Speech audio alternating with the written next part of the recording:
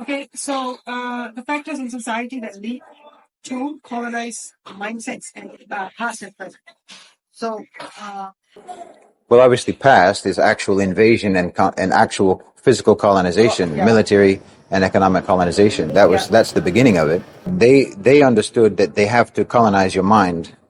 They came in to colonize your societies physically, militarily, economically, whatever. But that's not sustainable if they don't colonize you psychologically, if they don't colonize your mind and change the way you think, so that you have to think like them. Because otherwise, they don't have anything to make you think that they're superior, other than their actual physical power. So, I mean, they understood that it's not sustainable, it's not viable to rely exclusively upon military force and force of arms or strength or what have you to dominate people. You have to dominate them psychologically, which means that you have to superimpose your way of thinking, your system of prioritization, your system of assigning value upon the colonized people, so that they will start to think of you the way you think of yourselves, as superior.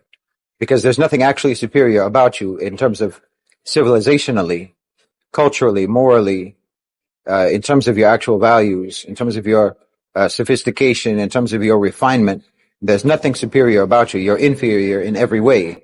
And that's proven by the fact that you've colonized these people, which is a brutal, savage, primitive thing to do. So you've already proven by the fact that you're even there to oppress those people that you're primitive and you're not as evolved and you're not as refined or civilized as they are. So now you have to come up with some way to convince those people that they're actually inferior to you. And the only way to do that is to implant in their minds a whole different system of value.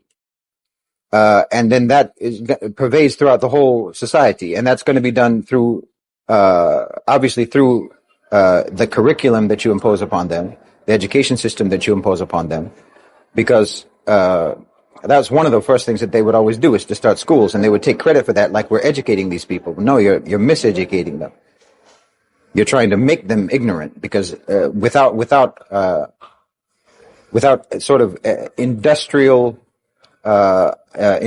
scale indoctrination and propaganda, the people themselves already know what you are and what you're about. So you have to make a very organized and systematic effort to indoctrinate the population, which is what they called education. The whole purpose of it was to make them. It's not even just about education. It's about trying to implant upon them a whole approach to life, a whole way of thinking about the world, which they're dictating. They're trying to make themselves the arbiters of truth.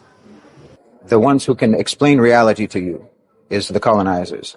The one who can explain to you the way of the world and the way that you should interact with the world and what your role is in the world. They want to be the ones to dictate that to you. But we know as Muslims, obviously, that the one who created us is the one who tells us about creation, the one who tells us about our role in creation, our role in the world, what the world is for, what the world is like, how we're supposed to operate in the world, and all of that. There's only one who can tell us how to do that, and that's Allah subhanahu wa ta'ala and Rasulullah sallallahu alaihi wasallam. So they need to replace Allah subhanahu wa ta'ala and Rasulullah sallallahu alaihi wasallam as our source of information about the world and our information about ourselves. And that's what their whole education system was about, that they established in the Muslim world and in all of the lands that they colonized in the global south. The whole point was to disconnect us from the religion and from the understanding that the religion gives us about ourselves and about the world and about them and what they do. You know, they wanted to reinterpret reality for us in a way that would make them basically really like the word in the Quran, taghut, to be taghut, to be the ones who determine what reality is for us and what our role is and what our purpose in life is. That they think they can dictate that to us. So this is among the practical ways that they would do that. And then there's so many related indirect ways that was manifested in terms of like how the colonizers would reward certain people. They would reward behavior. It was a system of reward and punishment, that you would be rewarded for capitulation and conformity, whether you believed it or not. And then generation after generation, it soaks in. And then when it sort of transferred over to American imperialism, American empire hasn't been enforced the same way that British imperialism was, or Portuguese, or Spanish, or French, and that it hasn't been primarily through military force, although there are obviously many examples of them doing that. But it's developed into a different system of rule because of mass media and globalization and so on, that they're able to. National Monetary Fund. Yeah. The institutions, in post-World War II, I mean, we can really say that the American empire, even though there are examples like in the Philippines and Mexico and so on, of American empire prior to World War II, in the 19th century. But really, the American empire, we can say, started 1948, 1947. That's why I've said many times it's going to be the shortest empire in history, because it's not even going to make 100 years. It's not even going to be 100 years long.